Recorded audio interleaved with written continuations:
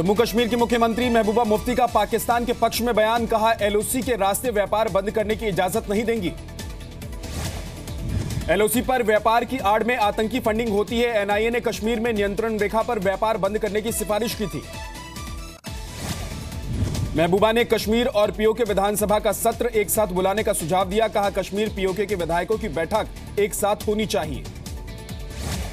PM Narendra Modi आज आकाशवाणी पर मन की बात करेंगे। मन की बात कार्यक्रम का 34वां एपिसोड होगा।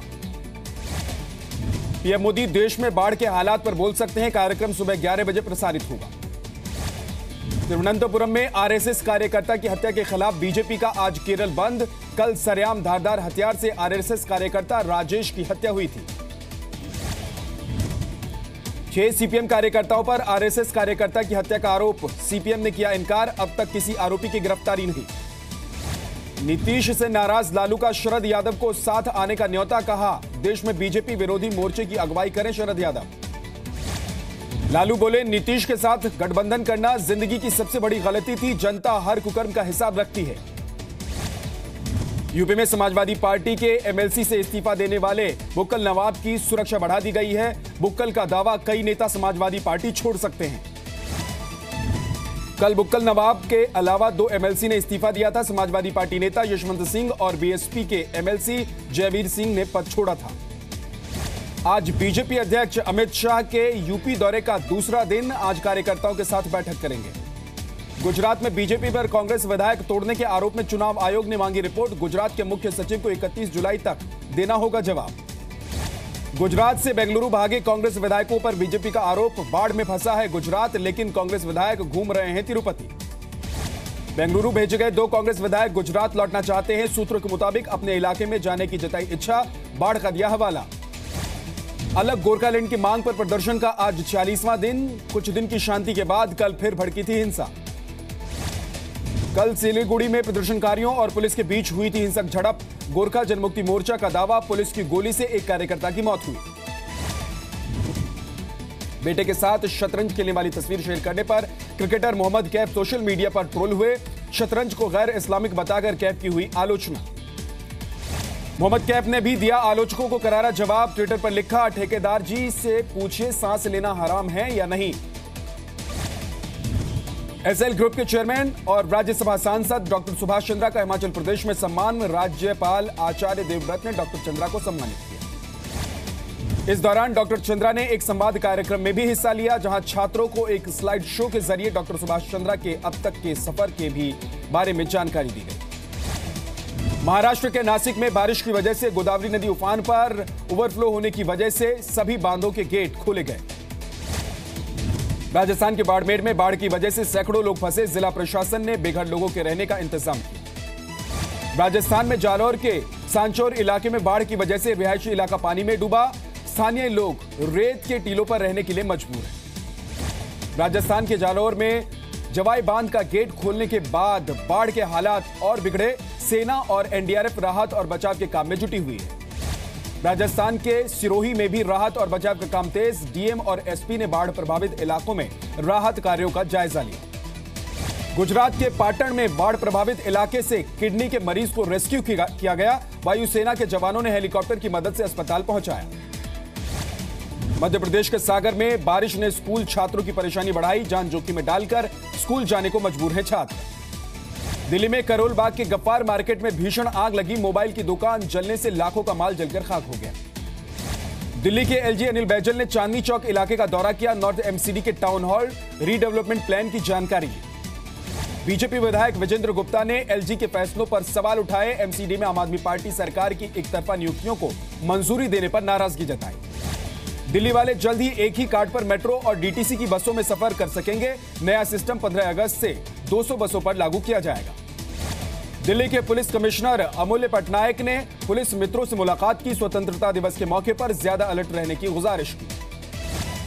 उपहार अग्निकांड के दोषी अंसल बंधुओं को कोर्ट का आदेश। विदेश जाने से 7 दिन पहले कोर्ट को जानकारी देनी होगी।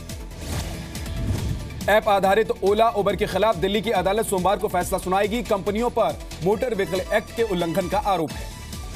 बीजेपी नेता आशीष शेलार ने पेंगुइन खरीद मामले की एसआईटी जांच की मांग की। बीएमसी ने भाईखला चिड़ियाघर के लिए पेंगुइन खरीदे थे। मुंबई के ईस्टर्न एक्सप्रेस हाईवे पर अमर महल ब्रिज के एक क्रेन गिरने से यहां पर हादसा हो गया। क्रेन के ड्राइवर ने समय रहते कूदकर जान बचा ली। मुंबई के घाटकोपर में इमारत हादसे के मामले में एक और आरोपी गिरफ्तार किया गया है। इसकी देखरेख में इमारत में निर्माण का काम चल रहा था। मुंबई के पास ठाणे की सेंट्रल जेल में एक कैदी ने खुदकुशी की। टॉयलेट की खिड़की में टी-शर्ट की मदद से फांसी लगाई। महाराष्ट्र के हिंगोली में 10वीं क्लास के छात्र ने खुदकुशी की। पिता ने यूनिफॉर्म और किताबों के लिए पैसे देने से इनकार किया था।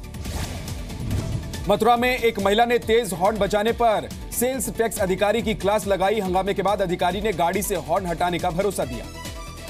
रियल एस्टेट रेगुलेशन एक्ट से बचने का जुगाड़ लगा रहे बिल्डर्स को नोएडा अथॉरिटी का झटका। 9 बिल्डर्स की अपने 14 प्रोजेक्ट्स को रेरा से बाहर रखने की मांग खारिज हो गई। नोएडा में तलाशी के दौरान गाड़ी से 6 लाख से ज्यादा की पुरानी करेंसी जब्त। पुलिस ने 2 लोगों को गिरफ्तार किया। यूपी के फैजाबाद में मिड डे मील खाने से 37 बच्चे बीमार। मिड डे मील में छिपकली होने का आरोप। यूपी के पीलीभीत में बुजुर्ग शिकायत दर्ज करने की गुहार लगाता रहा। दारोगा मोबाइल फोन पर बात करता रहा, शिकायत दर्ज नहीं की। यूपी के फतेहपुर में केंद्रीय मंत्री साध्वी निरंजन ज्योति पावर हाउस का निरीक्षण करने पहुंची। खराब ट्रांसफार्मर जल्द सुधारने की नसीहत दी। भारतीय महिला क्रिकेट टीम की गेंदबाज एकता बिष्ट और मानसी जोशी का उत्तराखंड पहुंचने पर जोरदार स्वागत। 29 अगस्त को राज्य सरकार दोनों को सम्मानित करेगी। बिहार के जमुई में कावड़ियों से भरी बस पुल से नीचे गिरी। एक महिला की मौत, 60 लोग गंभीर रूप से घायल। नागपुर में बस ने ऑटो को टक्कर मारी, 4 की मौत। नाराज लोगों ने बस को आग लगाई। फरीदाबाद में मां ने नवजात बच्ची को कूड़े के ढेर में फेंका। अस्पताल में भर्ती नवजात की हालत नाजुक।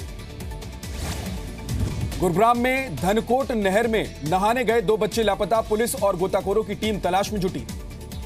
राजस्थान के बाद हरियाणा में भी बाल काटने का मामला सामने आया। गुरुग्राम के भीमगढ़ में अज्ञात शख्स ने 50 साल की महिला के बाल काटे। मध्य प्रदेश के होशंगाबाद में 2 बच्चों की मौत के बाद झोलाछाप डॉक्टर के खिलाफ कार्रवाई तेज। 5 क्लिनिक सील किए गए। राजस्थान के सीकर में बाइक की टक्कर से घर के बाहर खड़े बुजुर्ग की मौत। हादसे में बाइक सवार 3 लोग गंभीर रूप से घायल। राजस्थान के बूंदी में खेत पर इंजन चलाने के दौरान युवक की तबीयत बिगड़ी। अस्पताल में इलाज के दौरान मौत। छत्तीसगढ़ के बेमितरा में गांव वालों ने सरपंच के खिलाफ कार्रवाई की गुहार लगाई। निर्मल भारत अभियान के लाखों रुपए गबन करने का आरोप है। राजस्थान के बूंदी में नागर सागर कुंड के किनारे दुकानों के लिए जमीन की नीलामी का विरोध।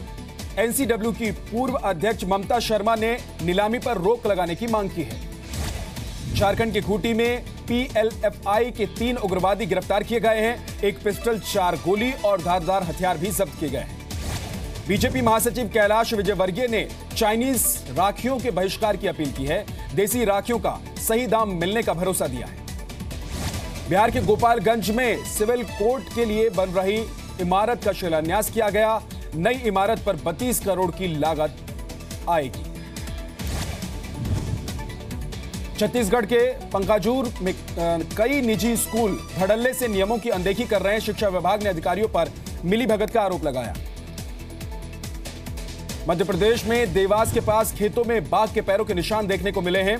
पिछले कई महीने से वन विभाग की टीम बाघ की तलाश में जुटी हुई है। मध्य प्रदेश के कान्हा नेशनल पार्क में हाथियों के लिए 7 दिन का विशेष कैंप लगाया गया है। पार्क प्रबंधन 14 हाथियों के ग्रुप की खातिरदारी में जुटा हुआ है। यूपी के बागपत में लूट का विरोध करने पर शिक्षक की गोली मारकर हत्या। बदमाश बाइक और सोने के चेन लूटकर फरार हो गए। यूपी के ललितपुर में दबंगों ने एक दलित की हत्या की। दलित ने दबंग की दुकान के सामने दुकान खोली थी। यूपी के बरेली में सिपाही पर महिला से छेड़छाड़ का आरोप। आरोपी सिपाही को गिरफ्तार कर जेल भेजा गया। गाजियाबाद में इंदिरापुरम के हैबिटेट सेंटर मॉल में बाउंसर्स की गुंडागर्दी। नो स्मोकिंग जोन में सिगरेट पीने से रोकने पर सीनियर मैनेजर को पीटा। गाजियाबाद में पुलिस ने हथियार तस्कर को गिरफ्तार किया। 2 पिस्टल, 3 तमंचे और भारी मात्रा में कारतूस बरामद। हरियाणा के सिरसा में नौकरी दिलाने का झांसा देकर महिला से रेप। पुलिस ने आरोपी के खिलाफ केस दर्ज किया। दिल्ली पुलिस की स्पेशल सेल ने 10 करोड़ की हेरोइन जब्त की। नाइजीरियन नागरिक समेत 3 लोग गिरफ्तार किए गए। दिल्ली में नजफगढ़ के ढाबे में पिता और बेटे की हत्या के मामले में पुलिस को बड़ी कामयाबी। वारदात में शामिल 4 आरोपी गिरफ्तार किए गए।